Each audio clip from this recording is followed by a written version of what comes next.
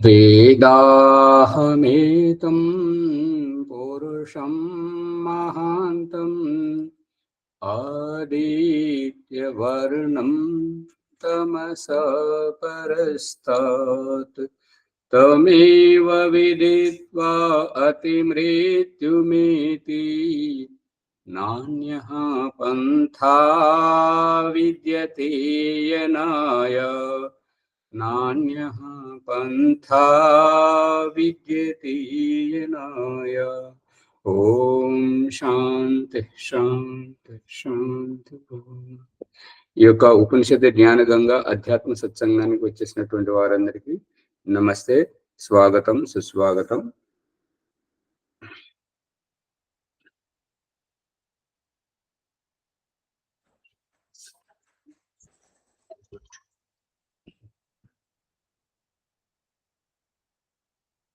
ఇది ఎవరికి వారు ఆత్మ అవలోకనం చేసుకుంటున్నట్టుగా ఉంది, అంతేగాని శిష్యులకు చెప్తున్నట్టుగా లేదు. శిష్యులకు చెప్పేటువంటి పద్ధతి యోగి కమ్మన్నాడు అని చెప్పేసి చెప్పడం, ఈడా పెంగళిలో ఇమిడి ఉండడం అని చెప్పడం, అంత ఆత్మ గురించి అంటే తనకు తాను తలుచుకోవడం, నిద్రలో కలవరిల్తున్నట్టుగా ఆ రకంగా ఉంటుంది. భావం బాగుంది, దాంట్లో తప్పేం లేదు. కాకపోతే మరి ఈ ప్రకరణంలో ఆత్మ సాక్షాత్కారం చేసుకునే ప్రకరణంలో ఎవరు పాడుతున్నారు, ఎవరికి చెప్తున్నారు అనేటువంటిది. ఇప్పుడు వ్యవసాయదారులు వ్యవసాయం పని చేసుకుంటూ, ఇంట్లో వంట చేసుకుంటూ ఎవరికి వారు పాట పాడుకుంటారు కదా, అవి ఆ విధంగా. అంతేగాని ఇక్కడ ఇంకొకరికి చెప్పే విధంగా లేదు.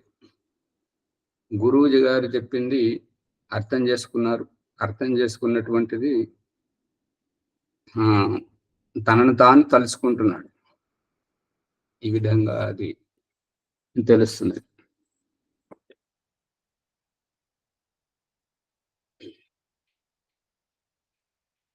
ఏమైనా సందేహాలు ఉంటే అడగండి, ఎందుకంటే ప్రకరణము లోతుగా వస్తున్నది కాబట్టి సందేహాలు వెలిపించకపోతే విషయం అర్థం కాదు.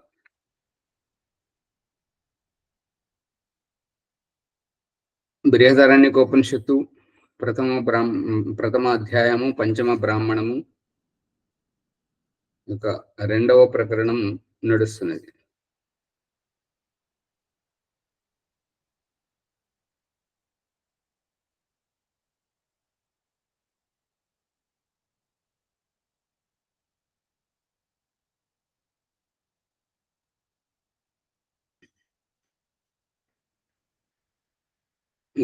ఎక్కడ నడుస్తున్నది అంటే, తస్మిన్ సర్వం ప్రతిష్ఠితం యచ్చ ప్రాణితి యచ్చ నేతి పయసి హీతం సర్వం ప్రతిష్ఠితం యచ్చ ప్రాణితి యచ్చ. ఈ యొక్క శరీరం జన్మ పుడుతుంది, కానీ పుట్టిన తర్వాత అంతా ఈ పాల మీదనే ఆధారపడి ఉంటున్నది. ఈ పాల యొక్క ప్రసంగంతో 2 రోజులు వేరే అత్యావశ్యక విషయం మీద కూడా దృష్టి సారించడం జరిగింది. అందు గురించి చూడండి.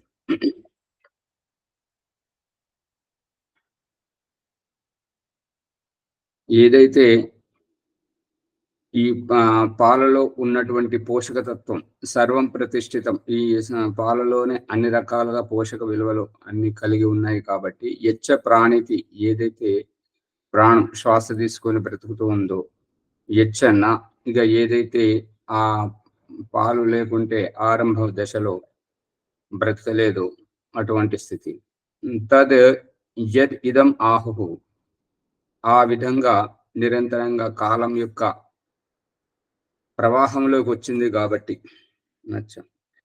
ఇక్కడ ఒక సందేశం ఏంటంటే, సువర్చలమ్మ గారు చెప్తున్నటువంటిది,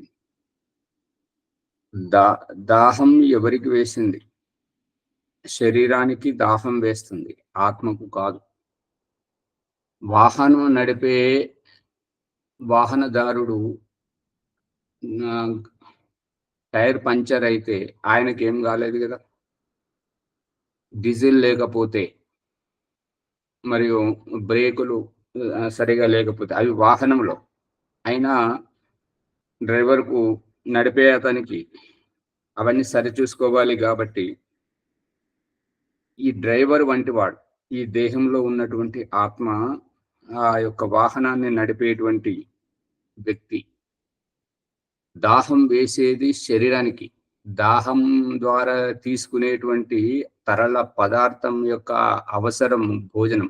రాజమణమ్మ గారు చెప్తున్నారు కదా, ఈ యొక్క తరల పదార్థం, ఈ దాహం తీరేది దేహానికి, తృప్తి పడేటువంటిది ఆత్మ. భోజనం అవసరం దేహానికి, తృప్తి పడుకునేది. ఇక్కడ మా డ్రైవరు టైర్ల నిండా మంచిగా గాలి కొట్టుకొని డీజిల్ ట్యాంక్ నిండా డీజిల్ పోసుకున్న తర్వాత క్లచ్ గేర్లు అవన్నీ చెక్ చేసుకున్న తర్వాత ఇక పదాన్ని ఎంత దూరమైనా మనం వెళ్ళగలుగుతుంటాం అని చెప్పేసి ఒక నిశ్చింతత. ఇక ఒక్కొక్క సందర్భంలో వెనుక టైర్ కొద్దిగా బలహీనంగా ఉంది, ఎప్పుడైనా పేలిపోవచ్చు అన్నప్పుడు భయంగా నడిపిస్తాడు.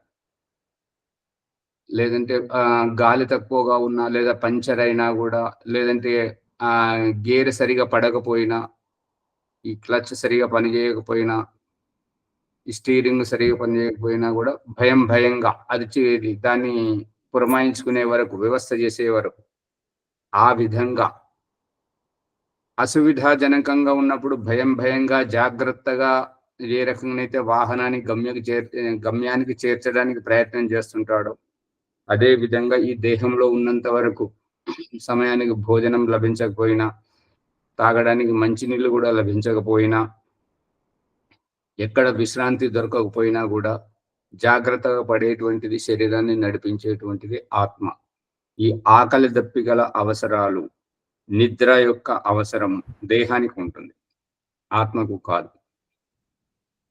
దేహం ఒక జడం, ఆత్మ చేతనం. కాబట్టి ఒక వాహనంని ఎంత జాగ్రత్తగా అయితే చూసుకోవాలో, వాహనాన్ని ఎక్కడన్నా వెళ్ళాలి అని అంటే అన్ని సరిచూసుకొని నీళ్ళతోటి కడుక్కొని అంత సిద్ధం చేసుకొని వాహనదారుడు ఏ రకంగా అయితే తయారవుతుంటాడో, ఈ ఆత్మ కూడా ఉదయం లేవగానే స్నానం చేయించడం, కాలకృత్యాలు తీసుకొని నిత్య దినచర్యలన్నీ పూర్తి చేసుకొని సిద్ధం అవ్వడం, ఇది దేహానికి చేస్తున్నాడు.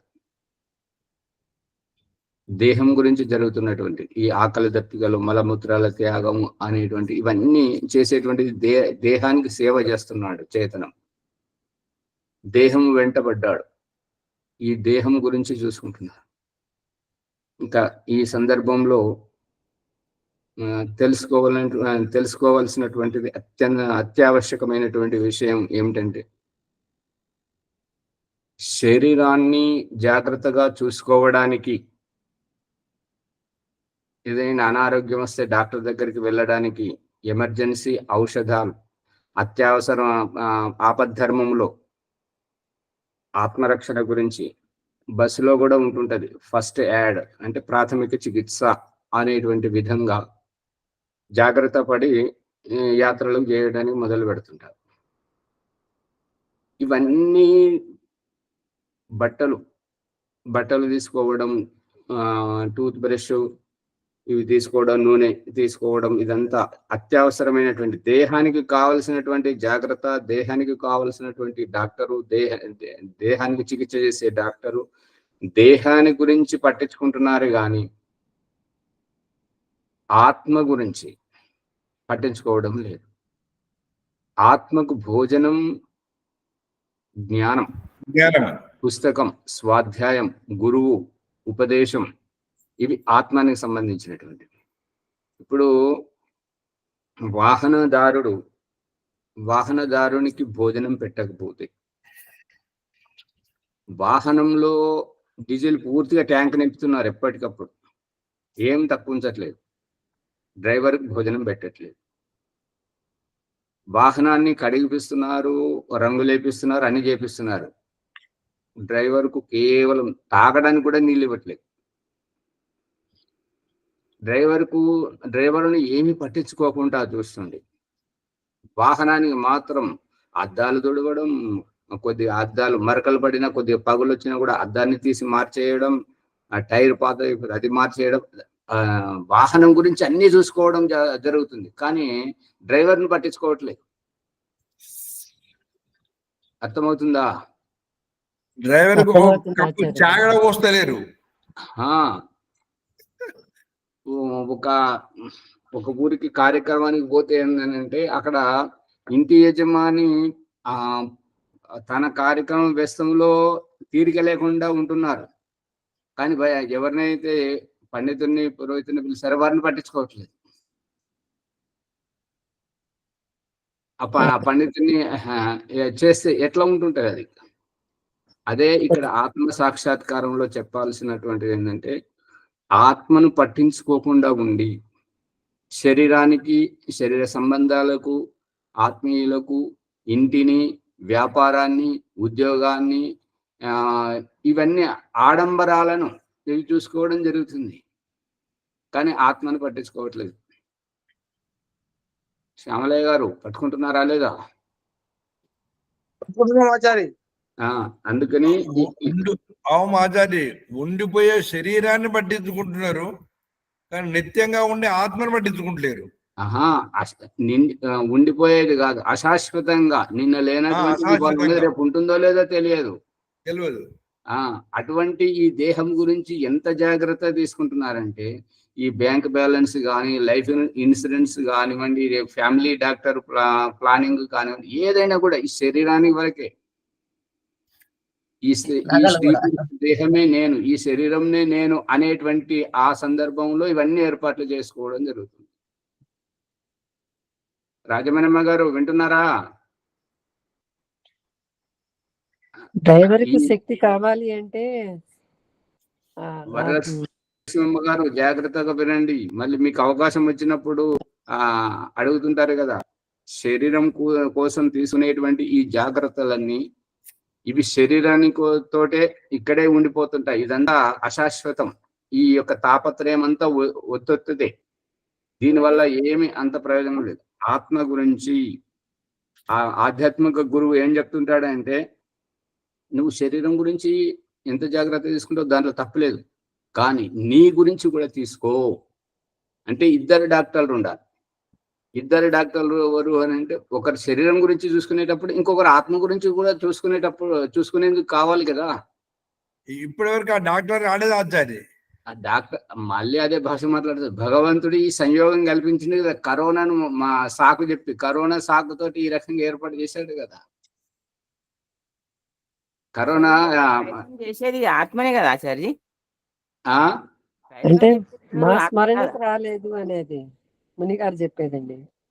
మీరు చెప్తున్నారు కానీ అంతరంగంలోకి మేమే వెళ్ళలేదు అనేది ఇప్పుడు ముని గారు అయినటువంటి ప్రసంగం పట్టుకున్నారు అనమాట.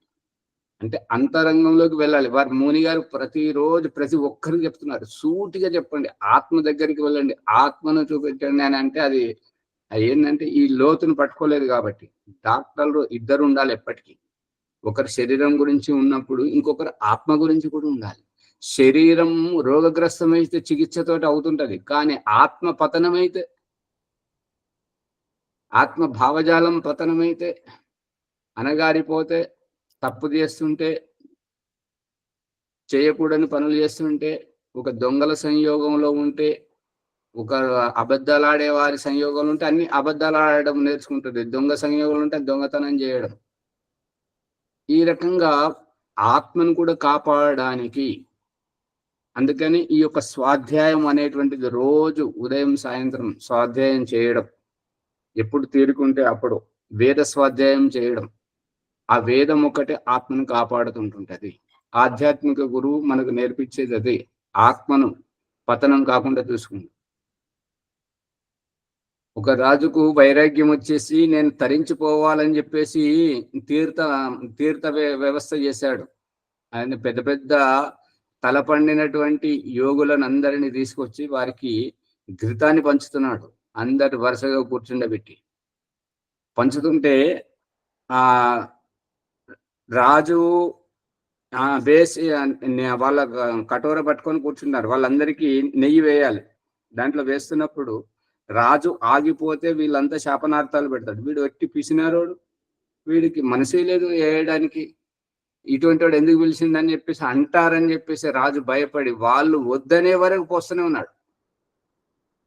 ఆ కూర్చున్నటువంటి వాళ్ళు ఎవరి సామర్థ్యం ఎంత ఉందో వారికి ఎంతైతే అవసరం ఉందో అంత ఘృతం తీసుకుంటున్నారు. ఒక వయోవృద్ధుడైనటువంటి సన్యాసి దగ్గరికి వచ్చేసరికి అతను కటోర పట్టుకున్నాడు. రాజుగారు నెయ్యి పోస్తున్నారు. అందరేమో కొద్దిగా ఒక 50 గ్రాములు 100 గ్రాములు వేయగానే చాలు చాలు అని చెప్పేసి అన్నారు, అలం అలం అని చెప్పేసి అన్నారు. కానీ ఈ వయోవృద్ధుడు ఏంటంటే అతను పట్టుకున్నటువంటి కటోర నిండి కింద పోబోతున్నా కూడా ఏం చెప్తలేడు. చెప్పకపోతే ఈ సాధువు గుడ్డివాడా లేదంటే మూర్ఖుడా, ఇంత మంచి పదార్థాన్ని కింద పోబోతున్నా కూడా వద్దంటలేడు, చాలంటలేడు అని అంటే, ఇటువంటి భావజాలం వచ్చినటువంటి ఆ రాజు మనస్థితిని తెలుసుకున్నటువంటి ఆ సాధువు ఏమంటాడు, మాపత మాపత మాపత అంటున్నాడు. మాపత అంటే ఆ మాట విన్నటువంటి రాజు ఏమంటాడంటే, వీడు మూర్ఖుడా, నెయ్యి మన మాట ఎట్లా వింటుంటది, మానవీయ భాష నెయ్యికి ఎలా తెలుస్తుంటుంటది, నెయ్యికి చెప్తున్నాడు మాపత మాపత అంటే నువ్వు పడిపోకు పడిపోకు అంటే నెయ్యి మన మాట వింటదా, మనం చెప్తున్నామని ఆగిపోతుందా? కటోర యొక్క సామర్థ్యం ఎంత అవుతుందో ఆ కటోర నిండిన తర్వాత కింద పడిపోవడమే, పొల్లిపోవడమే ఉంటుంటది. మరి సాధువుతో చెప్తున్నాడు ఏమిటి అని చెప్పేసి, ఎవరక్కడ అని చెప్పేసి సైనికులను పిలిపించి ఇతన్ని అక్కడికి సభలోకి తీసుకురండి అని చెప్పేసి తీసుకుపోతారు. ఆ సాధువుడు తీసుకుపోతే అక్కడ ఆ సభాగృహంలో న్యాయాధీశం గట్రా అడుగుతుంటారు అనమాట. ఇప్పుడు నీళ్లు గాని అన్నము గాని ఇవన్నీ ఘృతము గాని పాలు గాని ఇవి మన మాట వింటాయా అంటే ఆ సాధువు అంటాడు వినడు అని. మరి విననప్పుడు మరి నువ్వు నేను కటోరలో నేను మీకందరికీ యొక్క ఘృతదానం చేస్తే నేను తరించిపోవాలన్న జన్మ తరించిపోవాలని చెప్పేసి నేను దాన ప్రవృత్తితో ఉదారంగా మీరు చాలు అనేంత వరకు నేను దానం ఇస్తూనే ఉన్నాను కదా. మరి అలాంటప్పుడు ఈ కటోర నిండినా కూడా కటోర నిండి కిందికి దొరికిపోతున్నా పొంగిపోతున్నా కూడా నువ్వు చాలు అంటలేవు, మళ్ళీ మాపత అంటున్నావు. నువ్వు మాపత అంటే పడిపోకు అంటే నేను పోసే నీ కటోరలోంచి పడిపోకుండా ఉంటుంటదా? నేను పోస్తున్నటువంటి పాత్రలోంచి వచ్చేటువంటి నెయ్యి నువ్వు నా పాత్రలోకి రాకు అంటే అది ఊరుకుంటుందా? నేను పోసింది నీ పాత్రలోంచి రాకుండా పడిపోకుండా ఉంటుంటుందా? నేను పోస్తున్నటువంటి నేను వంచుతున్నాను కాబట్టి నా పాత్ర నుంచి నీ పాత్రలోకి వస్తూనే ఉంటుంటది. మరి మాపత అంటే అప్పుడు ఆ సాధు ఏమన్నాడంటే, మహారాజా మీరు చూస్తున్నటువంటిది ఈ నిమ్నమైనటువంటి ఈ కటోరని చూస్తున్నారు, కటోరలో పడేటువంటి క్షుద్రమైనటువంటి నెయ్యిని చూస్తున్నారు. నేను మీ మనస్థితిని చూస్తున్నాను. మీరు ఈ యొక్క ఆత్మతోటి ఏదైతే తరించిపోవాలని చూస్తున్నారో ఆ ఆత్మ పతనం అవుతుంది. ఈ నిమ్నమైనటువంటి ఈ క్షుద్రమైనటువంటి ఈ యొక్క ఘృతమును చూసి, ఈ ఘృతానికి విలువిస్తుంది మీ మనసు, ఈ ఘృతానికి విలువిస్తుంది, ఈ కఠోర పాత్రకు విలువిస్తుంది. నేను మీ ఆత్మకు విలువిస్తున్నాను. మీ ఆత్మ పతనం కాకూడదు, ఎప్పటికీ ఇదే సమస్థితిలోనే ఉండాలి, సాక్షిభూత స్థితిలోనే ఉండాలి. మీరు ఈ కఠోరను చూడొద్దు. కఠోర ఒట్టిదే, కఠోర నా శరీరం. దీంట్లో మీరు మీ శరీరానికి ఇస్తున్నటువంటి ఈ భోజనం, ఈ భోజనం ఇవాళ కాకపోతే మళ్ళీ ఇంకొక రోజు తీసుకోవచ్చు, లేదంటే ఈ పదార్థం కాకపోతే ఇంకొక పదార్థం తీసుకోవచ్చు. కానీ మీ మనస్థితి ఏదైతే పతనం అవుతుందో, ఈ సాధువు మూర్ఖుడా అజ్ఞానియా అని ఏదైతే నువ్వు నా పట్ల చెడుగా ఆలోచిస్తున్నావో అక్కడ నువ్వు పడిపోతున్నావు, అక్కడ నువ్వు దిగజారుతున్నావు. అందుకే ఓ మహారాజా, నువ్వు దిగజారకు, నీవు ఉన్నత స్థితిలోనే ఉండాలి. నువ్వు ఉన్నత స్థితిలోనే ఉంటే నీ ఆత్మ పురోభివృద్ధి చెందుతుంది, నువ్వు తొందరగా తరించిపోగలుగుతావు అని అనగానే రాజు సింహాసనం వదిలొచ్చి అతనికి సాష్టాంగ నమస్కారం చేశాడు సభాగృహంలో. ఎవరు చూస్తున్నారు ఎవరు లేదనేది కాదు, మేము లౌకికులం, ఈ భౌతిక దేహంతో భౌతికంగా కనబడేదో చూస్తుంటాం. మాది పొరపాటు అయిపోయింది స్వామి, మమ్మల్ని క్షమించమని. క్షమించడం కాదు ఇక్కడ, నువ్వు ఏ ఉద్దేశంతో ఇది చేస్తున్నావు, నువ్వు తరించిపోతున్నావా లేదా? నువ్వు పతనమైపోతున్నావు. ఈ ఈ శుభకార్యాన్ని, ఇంత గొప్ప కార్యాన్ని చేసుకుంటూ నువ్వు పతనమవుతుంటే ఈ కార్యం చేయడం ఎందుకు? దీనివల్ల ప్రయోజనం ఏంటి? అందుకని ఈ పదార్థం మనకు ముఖ్యం కాదు. అంటే అర్థము ఏంటిది ఆచార్య? నిండిపోయినప్పుడే రాజు ఊకుండేది అట్లనే పోయకుండగా. రాజు ఊరుకు అమ్మగారు రాజు ఊరుకుంటే అక్కడ రాజు పిసినారు వాడు అవుతుంటాడు కదా. మరి నిండిపోతుంది కదా ఆచార్య. దాన ప్రవృత్తి నుంచి పడిపోకు, నువ్వు పోస్తూనే ఉండు. అంటే దీని ఉద్దేశం ఏంటంటే, పిల్లలు ఏదైనా తప్పు చేసినా లేదంటే తెలియక ఇంకేదైనా పొరపాటు జరిగినా దానికి కోపం తెచ్చుకోకూడదు, శాంతంగా ఉండాలి. సరే, దాన్ని సవరించుకుందాం. ఇప్పుడు జరిగినటువంటి తప్పు ఎట్లాగో జరిగిపోయింది, అది మన చేతుల్లో లేదు. కోపగించుకొని కొట్టుకొని తిట్టుకొని ఎడమొహం పెడమొహం పెట్టుకుంటే ఏమొస్తుంది? రాదు కదా.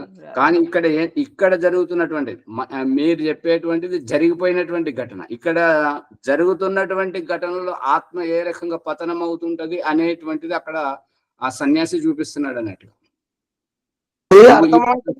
అర్థమైతే లేదు. ఎందుకంటే ఇప్పుడు పాత్రలో పోసేటప్పుడు నిండినప్పుడు ఈయన కనబడుతుంది కదా, అట్లనే వస్తుంటే ఎందుకు పోయాలి? అట్లా పోయదు కదా మరి.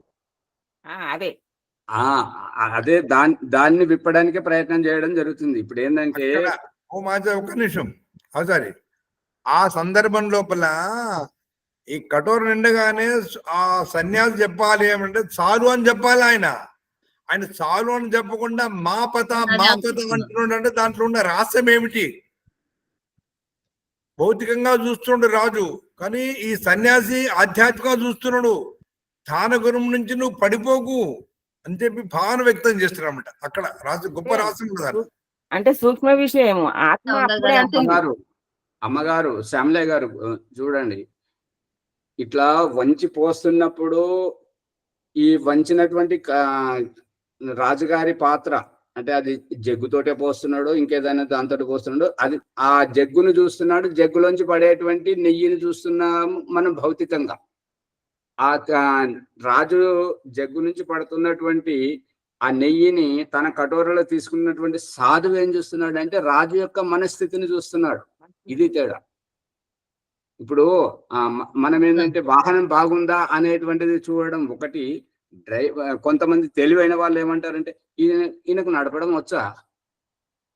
పూర్వ ముఖ్యమంత్రి రాజశేఖర రెడ్డి చిట్ట చివరిసారి బేగంపేట విమానాశ్రయం నుంచి అక్కడికి నంద్యాలకు బయలుదేరినప్పుడు, ఏమయ్యా చేరుకుంటుంది, ముసురు పడుతున్నది, మేఘావృతమై ఉన్నది, ఈ విమానం అక్కడ చేరుకుంటుంది అంటే చేరుకుంటుంది, మరి నీకు జాగ్రత్త తీసుకుపోగలుగుతావు అంటే తీసుకుపోతా. అది అడగడం చూడండి, దుర్ఘటన జరగడం చూడండి. విమానంలో తప్పు లేదు, మరి డ్రైవరు చాలా సుపరిచితుడు అన్న కూడా. అక్కడ ఏమైందంటే రాజశేఖర్ రెడ్డి గారు డ్రైవర్ని అడుగుతున్నాడు, అంటే డ్రైవర్ మీద ఆధారపడి ఉన్నాడు. ఆ విమానం పైలట్ ఎవరైతే నడిపిస్తుంటారో ఆ పైలట్ ను నైపుణ్యం అడుగుతుంటాడు. అదే మనం కారు తీసుకపోతే ఈ డ్రైవర్ మంచిగా నడుపుతాడా, ఇతను నడపడానికి వస్తాయి, ఏమయ్యా చాలా జాగ్రత్తగా నడుపుతా అనేటువంటిది అడుగుతారు. మళ్ళీ ఇంకొకటి ఏంటంటే ఇతడు అటువంటి డ్రైవర్ అపరిచితుడు కాబట్టి ఎవరైతే పురమాయించారో మరి ఇతను జాగ్రత్తగా తీసుకుపోయి జాగ్రత్త తెస్తాడా అంటారు. అది మీరేం బేఫికర్గా ఉండండి, చాలా అతడు ఎంత జాగ్రత్తగా తీసుకొస్తాడు అంటే మీకు అసలు ఉయ్యాల ఊగినట్టు అనిపిస్తుంటది, యాత్ర చేసినట్టే అనిపించదు. అంత జాగ్రత్తగా తీసుకుపోయి జాగ్రత్తగా తీసుకొస్తాడు. అంటే కొంతమంది ఏమో కారు బాగుంది, ఈ బస్సు బాగుంది, దీంట్లో మనం ముందు సీటు తీసుకోవాలని చెప్పేసి అక్కడ కొట్లాడుకుంటా తోసుకుంటూ పోయి కూర్చుంటుంటారు. వీళ్ళేమో భౌతికంగా చూస్తున్నారు. ఇక తెలివైన వాళ్ళు ఏమంటారంటే ఇతను జాగ్రత్తగా నడుపుతాడా, స్పీడ్ బ్రేకర్ వచ్చినప్పుడు ఎట్లా నడుపుతున్నాడు, ఎదురుగా వాహనం వచ్చినప్పుడు ఎలా నడుపుతున్నాడు, గుంతలు వచ్చినప్పుడు ఎలా నడుపుతున్నారు, అదే చూస్తారు. అదే అతను మంచిగా నడిపాడు అనుకోండి, మళ్ళీ ఇంకోసారి యాత్ర చేయాల్సి వచ్చినప్పుడు ఈ డ్రైవర్నే సంప్రదిస్తుంటారు. దీనికి అంతరార్థం ఏంటంటే ఆచార్య, దేహం ఇందులో నడిచినప్పుడే జాగ్రత్త తీసుకుంటున్నాం, జీవితంలో జాగ్రత్త తీసుకోవాలి కదా. తినేటప్పుడు, తాగేటప్పుడు, మాట్లాడేటప్పుడు చేతలు చేసేటప్పుడు ఆగమ్మా, అది కాదు, తినేటప్పుడు తాగేటప్పుడు కాదు. ఇప్పుడు అన్నంను పట్టుకోండి. అన్నము అంటే కనబడే పదార్థం కాదు, ఎన్నుకోవడం. ఇదే నాకు కావాలి అనేటువంటి ఎంపిక చేసుకునేటువంటిది. నడిపేది నడిపేది కాదు, ఎన్నుకోవడం అంటే ఇప్పుడు ఓటేసి రాజకీయ నాయకులను ఎన్నుకుంటారు కదా. ఓటేసి అతన్ని సమర్థించి, నువ్వే మాకు రాజు కావాలి, నువ్వే మా పరిపాలించాలి అనేటువంటిది ఆ రాజుని ఏ రకంగా ఎన్నుకుంటారో, ఇప్పుడు తినేటువంటి అన్నం నాకు అది కాదు ఇది కావాలి. సాత్వికమైనటువంటి వాళ్ళు, ఆధ్యాత్మికంలో ఉండేటువంటి వారు సాత్విక భోజనాన్ని ఎంచుకుంటారు. అది తామసికంలో ఉన్నటువంటి వారు చిప్స్ను, బిర్యానీని, సారాయిని, దానిని దీనిని ఎంచుకుంటారు. ఎన్నుకునేటువంటిది అన్నం.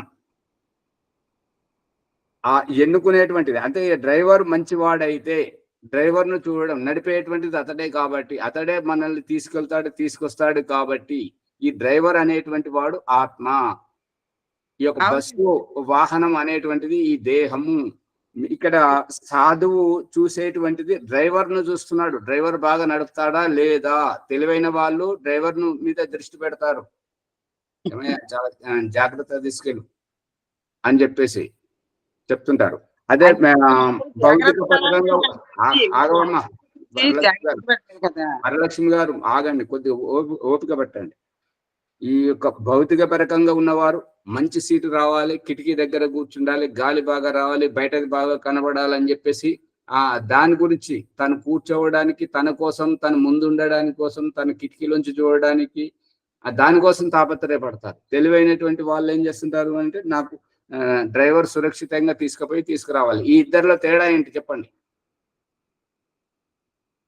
మనకు ఉంటాడు,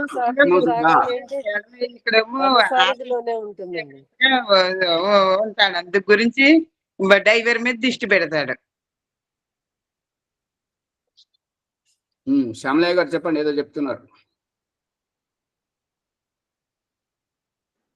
ఏం చెప్తలేదు సరే. సువర్చలమ్మ గారు చెప్తున్నారు, చెప్పండి.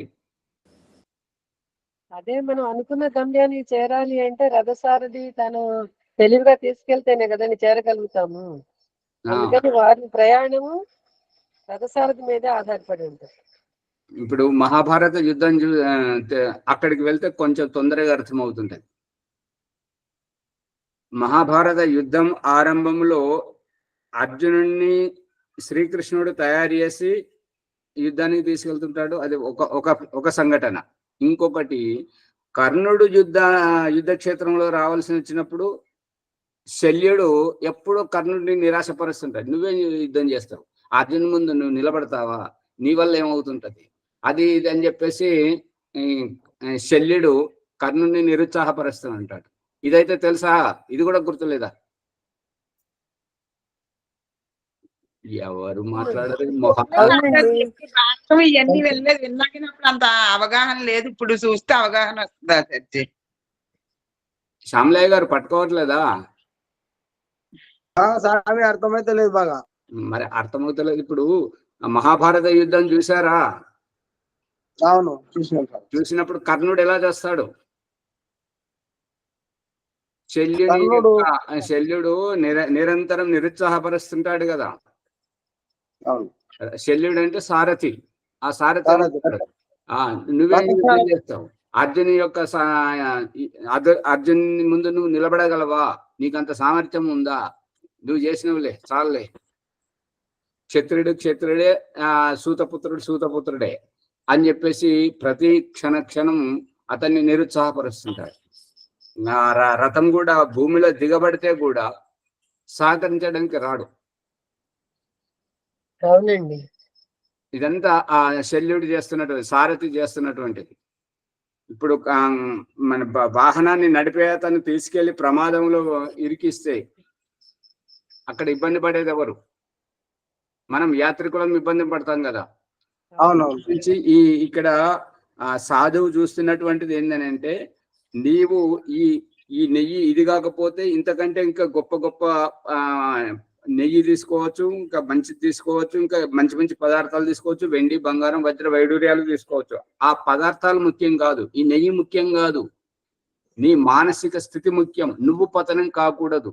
నీవు నీ జీవితాన్ని తరించిపోవాలని, నీవు నిన్ను ఉద్ధరించుకోవాలని ఈ యొక్క పుణ్యకార్యాన్ని చేస్తున్నావు.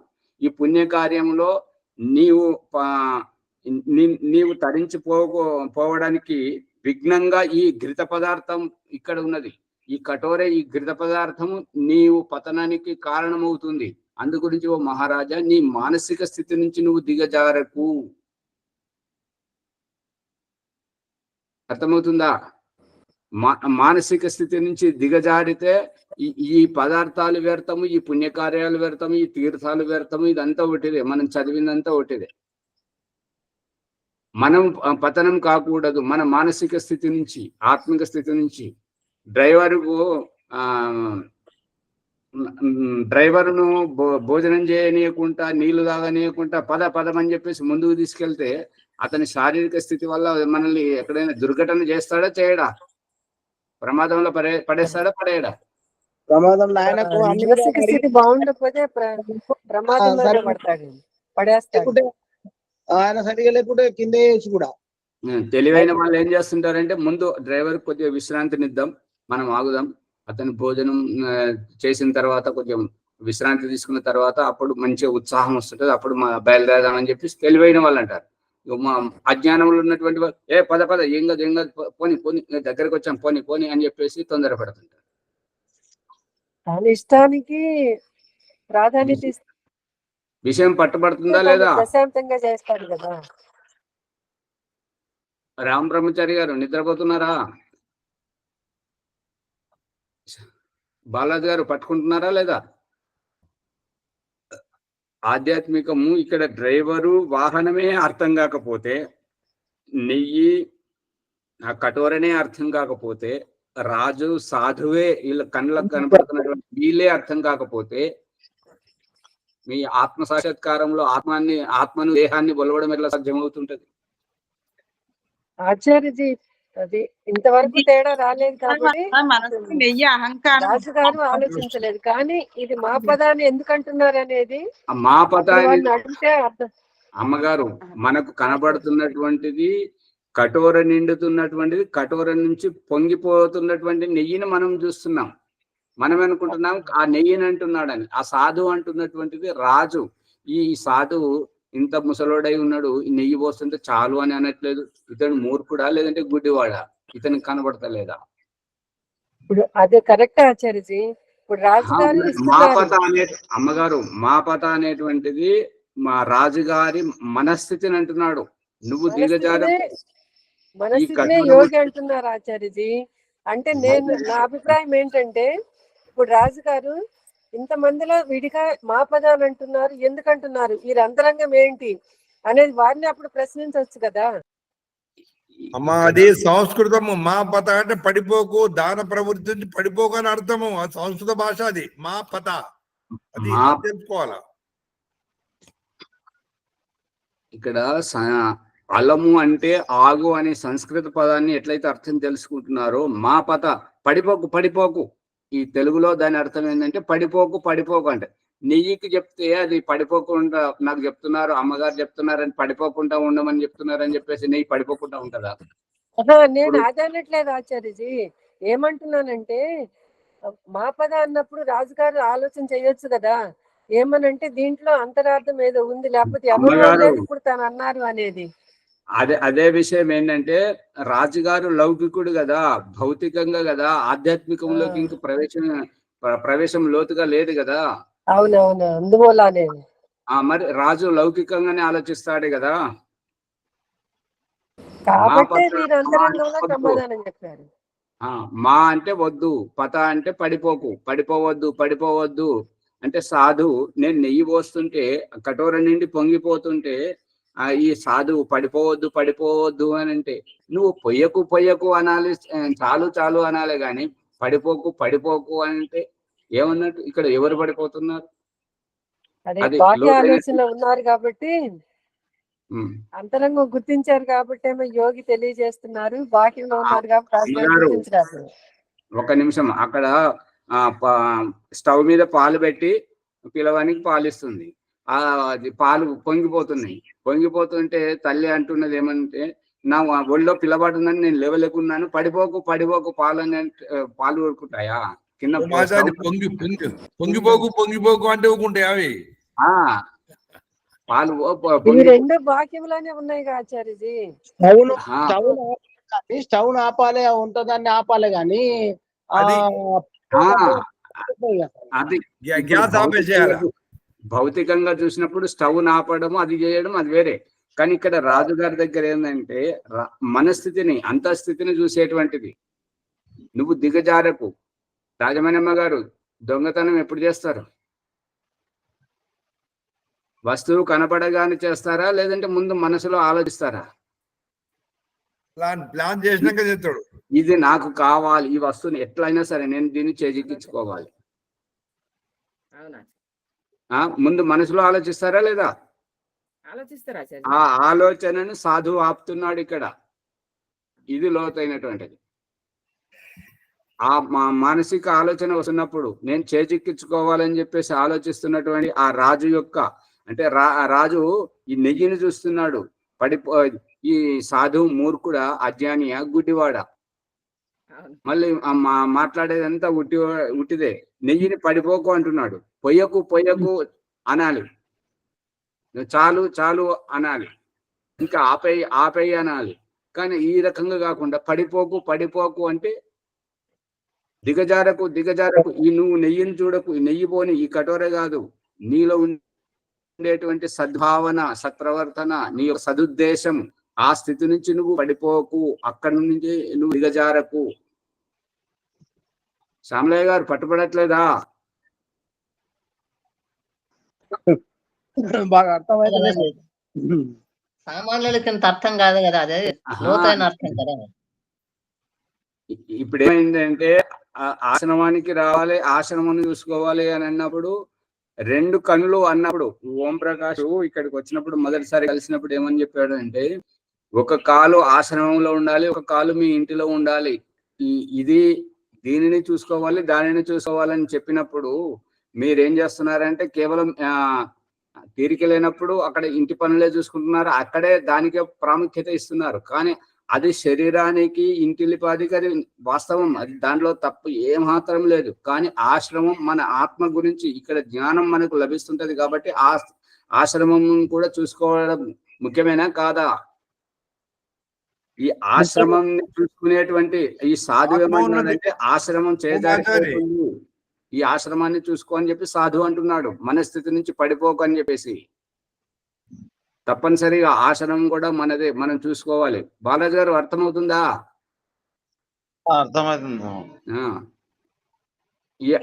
ఇప్పుడు పోసేటువంటి నెయ్యిని చూడడం కాదు, పోయాలనేటువంటి భావన ఎందు గురించి పోస్తున్నాం? నేను తరించిపోవాలి, ఈ పుణ్యం, ఈ సాధువులందరూ తృప్తిపడి అందరూ ఆశీర్వదిస్తే నాకు పుణ్యం లభిస్తే నేను స్వర్గానికి వెళ్తాను అనేటువంటి భావన. ఆ స్వర్గానికి వెళ్తాననేటువంటి పుణ్యం సంపాదించుకునేటువంటి భావన పడిపోతున్నటువంటి నెయ్యిని చూసి దిగజారుతుంది. నువ్వు దిగజారకు ఓ మహారాజా, నువ్వు దిగజారకు, నువ్వు అదే ఉన్నత స్థితిలో ఉండు. ఇటువంటి నెయ్యిలు వస్తుంటాయి పోతుంటాయి, ఇటువంటి సాధువులు వస్తుంటారు పోతుంటారు, ఇటువంటి శుభకార్యాలను ఎన్నో చేస్తుంటావు. ఇలాగే నీ చేతి మీద ఎన్నో జరగాల్సి ఉంది. ఇంకా నువ్వు ఈ ఒక్క కార్యమే ముఖ్యం కాదు.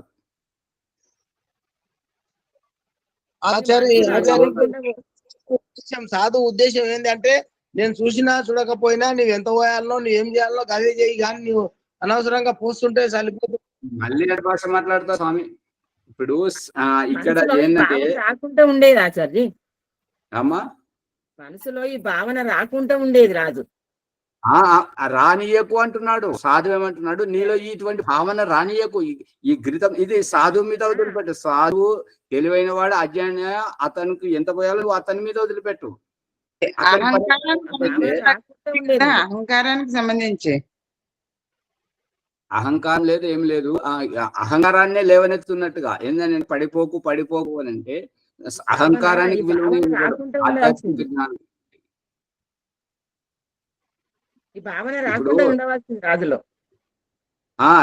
రాజులో రావద్దు, రాజుకు రాకూడదు.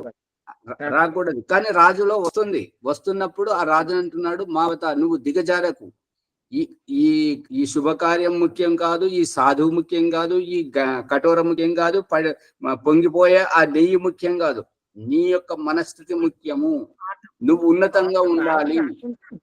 ఓ ఆచారి, నీ యొక్క దాతృత్వ గుణం ముఖ్యము.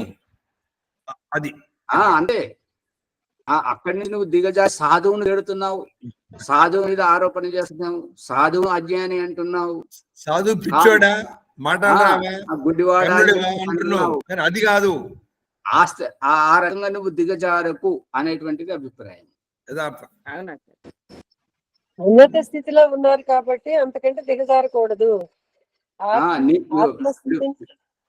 నీ రాజ్యంలో ఎవరింటికి రాలేదు ఇంతమంది సాధువులు, ఎవరు ఇటువంటి కార్యం చేయట్లేదు, నువ్వు చేస్తున్నావు. చేసి మరి ఆ కార్యం చేసి నువ్వు దిగజారుతున్నావు, ఒక సాధువుని తిడుతున్నావు, ఒక సాధువుకు ఈ రకంగా అంటున్నావు, గుడ్డోడా అంటున్నావు, తెలివి లేదా అంటున్నావు, బుద్ధి లేదా అంటున్నావు, ఈ కనబడతలేదా అని చెప్పేసి ఎన్నో మాటలు అంటున్నావు. ఆ రకంగా నువ్వు దిగజారకు అనేటువంటిది సారాంశం. ఎవరెవరికి పట్టుబడలేదు ఇంకా? శ్యామలయ్య గారు ఏమైనా పట్టుబడ్డదా లేదా? అర్థమైంది. మరి పట్టుబడ్డదా? ఈ భౌతిక విషయం ఆచారి, ఇక్కడ ఈ భౌతిక విషయమే అర్థం కాకుంటే కనబడని ఆత్మ విషయం ఎట్లా అర్థమవుతుంది? ఎట్లా పట్టుకుంటారు?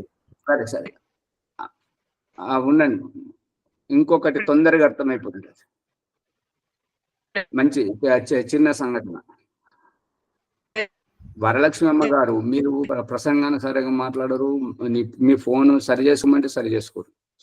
ఇక్కడ హిమాచల్ ప్రదేశ్ లో మేఘావృతంగా ఉంటుంటది, ఎప్పుడు మంచు కురుస్తుందో తెలియదు. ఆ రకంగా ఒక వ్యక్తి మనాలి అక్కడ ధర్మశాలకు చేరుకోవాలి. ధర్మశాల అనేటువంటిది ఒక ఊరు, అక్కడికి చేరుకోవాలంటే ఒక గుట్టలు దాటిపోవాలి. అక్కడ గుట్టలు దాటి పోతున్నప్పుడు ఏంటంటే ఈ యొక్క షావుకారు ఎవరైతే ఆ వాహనంలో కూర్చున్నాడో, రథం మీద కూర్చున్నాడో, అతను ఏమంటున్నాడంటే, ఈ షావుకారు గారు, ఈ గుర్రాలు అలసిపోయినట్టుని కొద్దిగా వారికి మంచి ఆహారం కావాలి వారికి అని చెప్పేసి అంటే, సరే ఈ గుర్రాలను మార్చి అని చెప్పేసి వేరే గుర్రాలను తీసుకుంటారు. ఆ తర్వాత ఈ రథానికి ఈ రంగులు వేయాలి అది అని అంటే రంగులు వేస్తుంటాడు. అన్ని రిపేర్ అంతా చేసుకునేసరికి ఈ సారథికి బట్టలు కావాలన్నా, గుర్రాలకు కళ్యాలు కావాలన్నా, రథానికి ఏదిగా రంగులు గిట్లా కావాలన్నా అవన్నీ చేసుకునేసరికి ఎంత సమయం అయిందంటే అక్కడ మంచు కురిసింది, దారి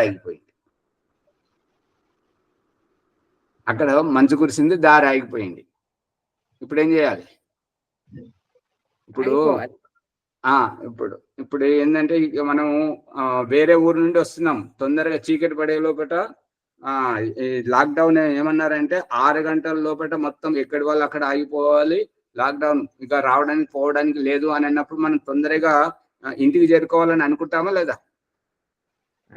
అటువంటి తొందరలో మన వాహనాన్ని తీసుకొస్తున్నటువంటి డ్రైవర్ ఏమంటున్నాడంటే, టైర్ పంచర్ అయిందని, ఒకసారి టైర్ పగిలిపోయిందని, ఒకసారి గాలి దిగిపోయిందని, ఒకసారి డీజిల్ లేదని, ఒకసారి గేర్ పని చేస్తలేదని, ఇంకొకసారి ఈ రకంగా లైట్ పని చేస్తలేదని, ఒకసారి ఈ రకంగా అన్ని అక్కడ మనల్ని కాలక్షేపం చేస్తున్నాడు, మనల్ని ఇరకాటంలో పెడుతున్నాడు. ఇప్పుడు ఈ లోపల అవన్నీ చేసుకుంటా వచ్చేసరికి ఏమైందంటే లాక్డౌన్, అటు ఇంటికి చుట్టాల ఇంటికాడ ఉన్నట్టు కాదు, మన ఇంటికి చేరున్నట్టుగా కాదు, మధ్యలో ఉండిపోయాం. ఇప్పుడు పరిస్థితి లాక్డౌన్ లో ఆగిపోయాం. శ్యామలయ్య గారు ఇంకా కూడా వెలగలేదా? అంటే సమయానికి మనము చేరుకునే సమయానికి చేరుకోలేదుండే కానీ అదే ఇప్పుడు ఇంత గొప్ప కార్యం చేస్తున్నటువంటి రాజుగారు ఈ సాధువును, అతను గొప్పవాడని చెప్పేసి అతనికి పంక్తిలో కూర్చున్నప్పుడు, అతని కటోరలో పోస్తున్నప్పుడు కటోరాన్ని చూస్తున్నాడు, కటోర నుంచి పడిపోయే నెయ్యిని చూస్తున్నాడు. మనమంతా ఎవరైనా చూసేది అదే. కానీ అక్కడ అతని సాధువు ఏం చూస్తున్నాడు అంటే, రాజుగారు వారు గొప్ప స్థితిలోనే ఉండాలి, వారు గొప్ప స్థితిలో ఉంటే ఇటువంటి కార్యాలు ఎన్నైనా చేయగలుగుతాడు. కానీ అతడు ఈ రకంగా దిగజారితే ఇదే సరిగా చేయలేకపోతున్నాడు, ఇక ముందు ఏం చేస్తాడు? పడిపోకూడదు. అంటే రాజు గారు చూసుకొని అవన్నీ రాజు చూసుకొని చేయాలి కానీ చూడకుండా అరే ఏమనుకుంటూ కూడా పోస్తున్నాడు తనంతట తానే నష్టపోతున్నాడు అనేది ఆడ అర్థమైంది. స్వామి మీకు శ్యామలయ్య గారు మీరు చాలా రాజుగారి ఆత్మస్థుతి. శ్యామలయ్య గారు మీరు చాలా వెనకబడి ఉన్నారు. ఇక్కడ ఏంటంటే రాజు తన ఇష్టం ఉన్నందనే పోసి తన చాలు అనుకొని తనే విరమిస్తే ఇక్కడ రాజు అందరి ముందు చులకనైపోతాడు. ఇతడు పిసినారి వాడు, ఇతడు అందరికి చూపెట్టడానికి నాటకం ఆడుతున్నాడు. మాచారి ఇక్కడ రాజుగారు దండోరు ఏమైతే మీకు ఎంత నెయ్యి కావాలి అంత తీసుకోండి అని చెప్తాడు కదా. అంతే కాబట్టి నెయ్యి రాజు దాని తర్వాత ఆపుకోడు ఆయన. చాలు అన్న తర్వాత రాజు ఆపడానికి వీలేదు. అంతే అంతే అంతే రాజుగారు ఆపే అందరి ముందు చులకనైపోతాడు కదా. అయిపోతాడు. చెయ్యడం బానే ఉంది కానీ ఆయన మనసులో భావన రాకుంటుంటే బాగుండేది. అది అమ్మగారు పట్టుకున్నారు, ఇక్కడ పట్టుకున్నారు. ఆ భావన రాకుంటే బాగుండేది. అంతే. మనం ఏదైనా చేస్తున్నప్పుడు ఇప్పుడు పోతుంటే అమ్మా ఆకలి వస్తుందమ్మా అంటే బాగానే ఉన్నావు కదా, ఏం దున్నపోతులకు ఏదైనా పని చేసుకోరాదు. మనం ఇవ్వకపోతే సరే, ఇవ్వకపోయినా సరే, కానీ వారు ఆశిస్తున్నప్పుడు దున్నపోతులకు బాగానే ఉన్నాం కదా, ఏదైనా పని చేసుకోవచ్చు కదా. ఇగో అట్లా అనకూడదు, ఇది అనకూడదు. అది మనం అందుకే మీరు గుర్తుపెట్టుకోండి, ఎక్కువ శాతం మన ఇళ్లలోకి వచ్చేవారు భిక్షగాళ్ళు ఉదయం పూట వస్తారు, సాయంత్రం పూట రారు. అవునా సార్? అంటే రాత్రి పడుకోగానే మనసు ప్రశాంతంగా ఉంటుంటది, పూజ చేసుకొని కూర్చుంటాం కాబట్టి మంచి దాతృత్వ గుణం ఉంటది. అందు గురించి ఉదయం పూట వస్తారు. పొద్దున వచ్చింది కదా పెట్టాలని ఉంటది. అందుకని ఆ పెట్టేటువంటి దాంట్లో నువ్వు బాగానే ఉన్నావు కదా, నేను కాయ కష్టం చేసుకోవచ్చు కదా అని ఆ రకంగా అనుకోవడం, అది మన పతనం. ఈ పూజ చేసిన దానికి పూజ చేసుకొని వచ్చినటువంటిది పొద్దున మనం కూర్చున్నప్పుడు ఆ భిక్షగాన్ని చూడండి, ఏమైంది బాగానే ఉన్నావు కదా, పని చేసుకోవచ్చు కదా. ఓ మాచారి కొందరు భిక్షగారు 4 గంటల రాత్రి వస్తారు బాలసందాలు అని చెప్పి. వాళ్ళు ఇంకా 4 గంటల రాత్రి మన నిద్ర నుంచి మేలు కొలుస్తారు. అది చూడండి. ఇప్పుడు వస్తలేరనే అట్లా, ఇప్పుడు వస్తలేరు. ఇప్పుడు పట్టణాలలో కూర్చుంటే ఎడికి వస్తారమ్మా. శ్యామలయ్య గారు ఇంకా పట్టుకోలేదా? సమయం పట్టుకోవాలి, పట్టుకుంటేనే రాకూడదు అని మీరు లాస్ట్ మళ్ళీ ఇంకొకటి అమ్మగారు విజయలక్ష్మి గారు, రాకూడదు అనేది కాదు, దీన్ని అలుసుగా చేసుకొని దుష్టులు మనల్ని హింస పెడుతూ ఉంటారు. అది కూడా జాగ్రత్త. వీరి దగ్గరికి పోతే ఇప్పుడు కొంతమంది దుర్మార్గులు అంటారంటే వాడు అడుగుతుంటాడు, వీడేమిస్తుంటాడు, వీడి వల్ల ఏమవుతుంటది, వీడు గొడబాపను వాడు, వీడు దానం చేయడం ఏం చేయడం అని చెప్పేసి తిట్టుకుంటూ పోతుంటాడు. అప్పుడు ఆ రేషానికైనా మనం చేస్తామని చెప్పేసి అట్లా మనకి మన దగ్గర ఉన్నది ఇవ్వగలిగింది ఇవ్వటం వరకే గానీ ఇక ఎదుటి వారిని ఎందుకు వచ్చావనేటటువంటిది అనుకోడదేమో. స్థితిలో ఉన్నత స్థితిలోనే ఉండాలి ఉన్నంత వరకు. అదే ఉన్నత స్థితిలో మనం ఉండాలి అంతవరకే. ఈ రకంగా తిట్టి మనలోని ఆధ్యాత్మిక భావనని, దాన ప్రవృత్తిని జాగ్రత్తం చేసేవారు కూడా మనం బయట ఆ మాటలు కాదు, అతను మనలో ఉన్నటువంటి దాన ప్రవృత్తిని లేపుతున్నాడు. నువ్వు మహాపురుషుడవయ్యా, నువ్వు చేస్తావు కానీ ఇప్పుడు చేయట్లేదు అని చెప్పేసి మనల్ని తిట్టేది ఏంటంటే, ఆ తిట్లు మనలో ఉండేటువంటి పిసినారితనాన్ని ఆగం చేస్తున్నాడు అందరి ముంగట చూసినప్పుడు. ఇంకా మళ్ళీ ఈ యువతి యువకులు ఉంటారు కదా, అక్కడ ఎవరైనా స్త్రీ ఉన్నప్పుడు, అంటే వాళ్ళ గర్ల్ ఫ్రెండ్ ఇంకా ఎవరో ఉన్నప్పుడు దానం చేసేవారు ఎక్కువ చేస్తుంటారు. అదే ఒంటరిగా ఉన్నప్పుడు అంతగా చేయరు. ఎందుకంటే వారు చూస్తున్నారు, వారి ముందు నేను చులకనే కాకూడదు, వారి ముందు నేను డబ్బు లేని వాడినిగా కాకూడదు.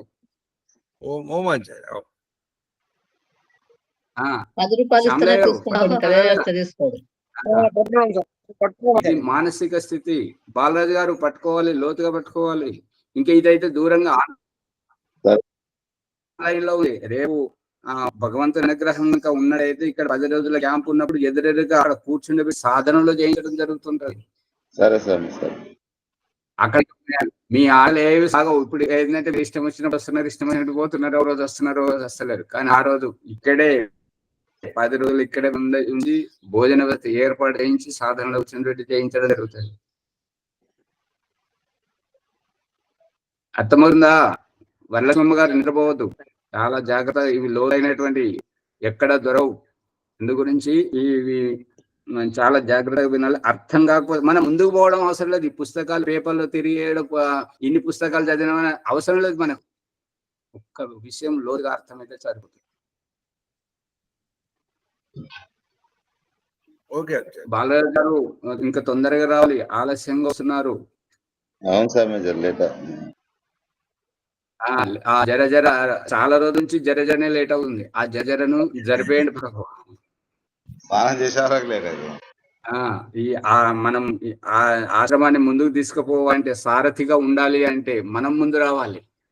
సరే స్వామి, సరే. శ్యామలయ్య గారు అర్థమవుతుందా? మీ ఇద్దరికి, ఎవరికి, ముని గారికి, శ్యామలయ్య గారికి చెప్తున్నటువంటిది ఏంటంటే, మీ అంత పక్షపాతి ఇంకొకరు లేరు. ఎందుకంటే మీరిద్దరు భగవంతుడు, మీరు తోడుగా తీసుకెళ్ళండి మీ సహధర్మచారిని కూడా. మీరు ఏదైతే జ్ఞానం సంపాదించుకుంటారో, వాళ్ళు ఏదైతే వండి పెడుతున్నారో మీకు పెడుతున్నారు, వారు తీసుకుంటున్నారు. వాళ్ళ దగ్గర పక్షపాతం లేదు, మీ దగ్గరే పక్షపాతం. వాళ్ళని కనబడకుండా చేస్తున్నారు మీరిద్దరు.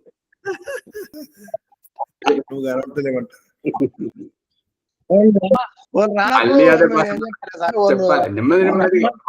వారు ఉన్న దగ్గర ఒక రోజు కాకపోతే ఒక్క రోజు యజ్ఞానికి అయితే వస్తున్నారు కదా, అమావాస్య పుణ్యానికి. ఆ రకంగా నెమ్మది నెమ్మదిగా తీసుకురావాలి. సమయం నాస్తి. చాలా చాలా మంచిది. భగవంతుడు మంచి అవకాశం కల్పిస్తున్నాడు. ఇది అర్థం కాకపోతే మళ్ళీ రేపు అడగండి. మనం ముందుకు పోవడం అవసరం లేదు, మనకు అర్థం కావడం ముఖ్యం. సరేనా? ఈ యొక్క మంచి కృతజ్ఞత భావం తెలియజేస్తున్నాను. నమస్తే. జ్ఞానగంగా ఆధ్యాత్మిక విద్య నడుస్తుంది. బృహదారణ్యోపనిషత్తు ఒక ఉదాహరణ మనం ఈరోజు లోతుగా అర్థం చేసుకుని ప్రయత్నం చేశాము. వారికి ధన్యవాదాలు. ఈ ఎపిసోడ్ను లైక్ చేయండి, షేర్ చేయండి, సబ్స్క్రైబ్ చేయండి. పక్కన ఉన్న గంట సింబల్ నొక్కండి. తర్వాత 1-2 సార్లు వినండి. ఓం. ఇప్పుడు వైదిక సంధ్యోపదన వరలక్ష్మి గారు. ఓం. ఓం ఆచార్య నమస్తే. ధన్యవాదాలు అందరికీ. వైదిక సంధ్యోపాసన మూల మంత్రాలతో చేస్తాను ఆచార్యజీ. ఈ పని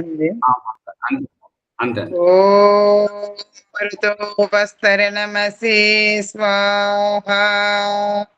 ఓం అమృతాపిదానమసి స్వాహా. ఓం సత్యం యసః శ్రీర్మై శ్రీః శ్రైతాం స్వాహా. ఓం షన్నో దేవీరభీష్టయ ఆపో భవంతు పీతయే శయ్యోరభిస్రవంతు నః. ఓం వాక్ వాక్. ఓం ప్రాణః ప్రాణః. ఓం చక్షుః చక్షుః. ఓం శ్రోత్రం శ్రోత్రం. ఓం నాభిః. ఓం హృదయం. ఓం కంఠః. ఓం శిరః. ఓం బాహుభ్యాం విశోఫలం. ఓం కరతల కరపృష్ఠే.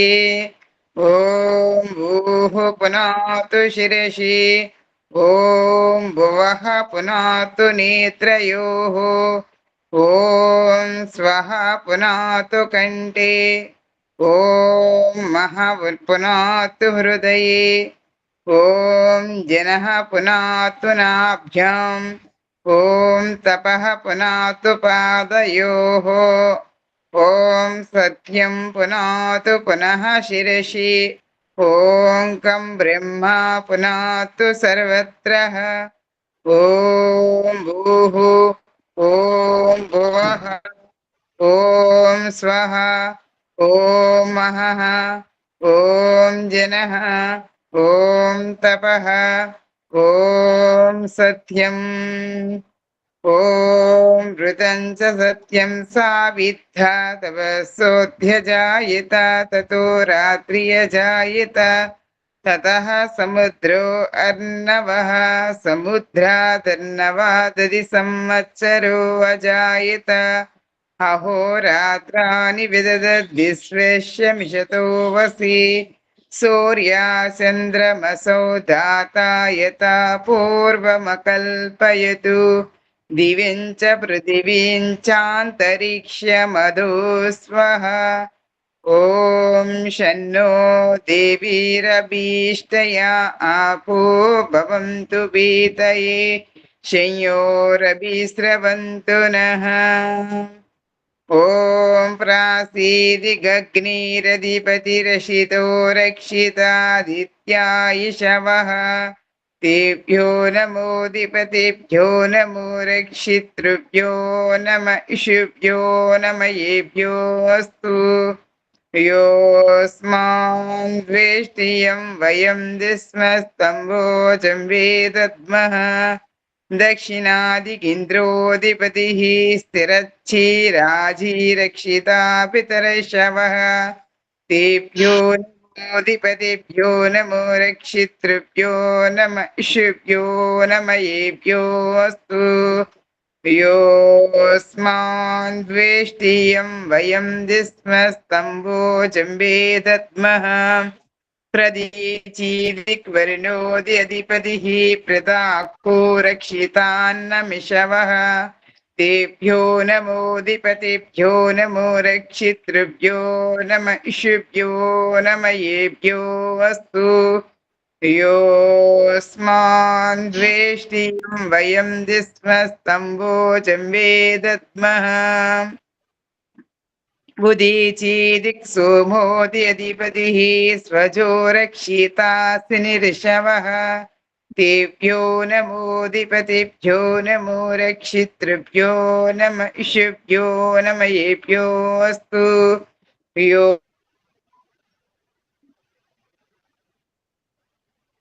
योऽस्मान् द्वेष्टियं वयं दिस्मस्तम्भोजं वेदद्मः रक्षिता वीरुदशवः तेभ्यो नमोऽधिपतिभ्यो नमो रक्षितृभ्यो नम इषुभ्यो नम येभ्योऽस्तु। योऽस्मान् द्वेष्टियं वयं दिस्मस्तम्भोजं वेदद्मः ॐ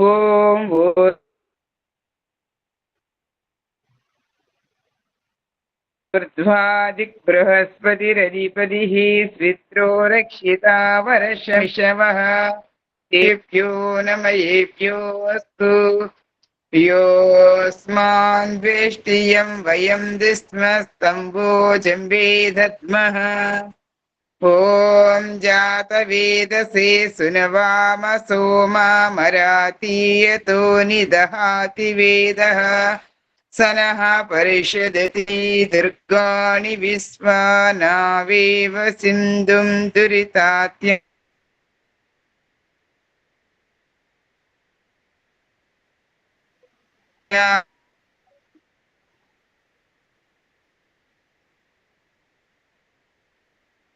अग्निः चित्रं देवानामुदगादनीकं शक्यागतस्तुतश्च चच्च उदुत्यं जातवेदसं देवं वहन्ति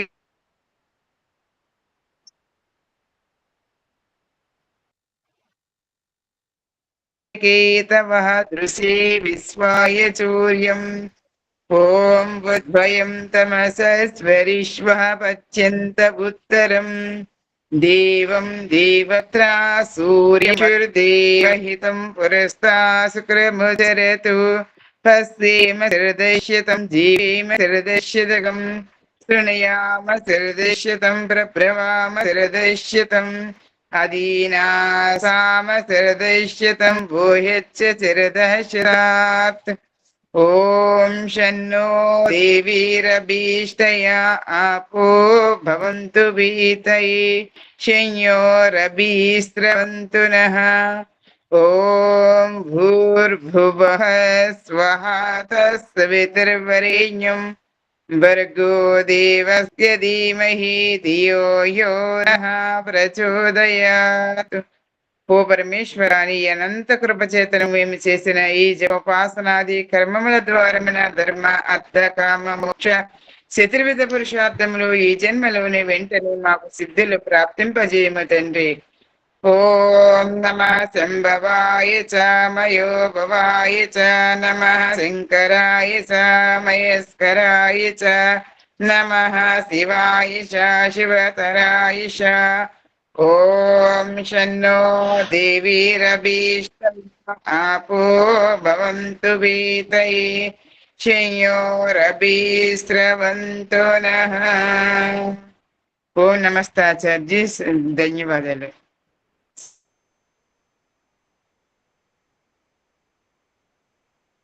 రికార్డింగ్ సర్వేభ్యో చూడండి. నమో నమః. అది మీ ఫోన్ ఒకసారి దాన్ని పూర్తిగా ఖాళీ సాధ్యపడని చేయండి. చెప్పమంటారా వరలక్ష్మ గారు, మీ ఫోను నిండింది, మీది ఫోన్ దాన్ని ఆగట్లేదు ఖాళీ ఆచార్య. చేయండి. ఖాళీ చేసిన ఆచార్య, నీ నెట్ సరిపోవట్లేదండి, చేతులు ఆగట్లేదు, నెట్ లాగట్లేదు. ఓం దవ అది మరి పైన శాంతి కూర్చోండి. అంతరిక్షం శాంతి. ఓం దవ శాంతి అంతరిక్షం శాంతి పృథివీ శాంతిరాపః శాంతి ఓషధయः శాంతి వనస్పతయः శాంతిరిష్వే దేవాः శాంతి బ్రహ్మ శాంతి సర్వం శాంతి శాంతిరేవ శాంతి సామా శాంతిరేధి. ఓం శాంతి శాంతి శాంతి. ఓం నమస్తే ఆచార్య, సర్వేభ్యో నమో నమః. ఇప్పుడు ఈ ఇంట్లో రూటర్ పెట్టించుకున్నా కూడా తక్కువనే అవుతుంటది డబ్బులు, ఎందుకంటే ఇంత ఇబ్బంది ఉండదు, ఎందుకంటే ఫోన్ డాటా ఖర్చు అవుతుంటది కాబట్టి రూటర్ పెట్టించుకుంటే ఈ ఇబ్బంది ఉండదు ఫోన్. ఓం నమస్తే.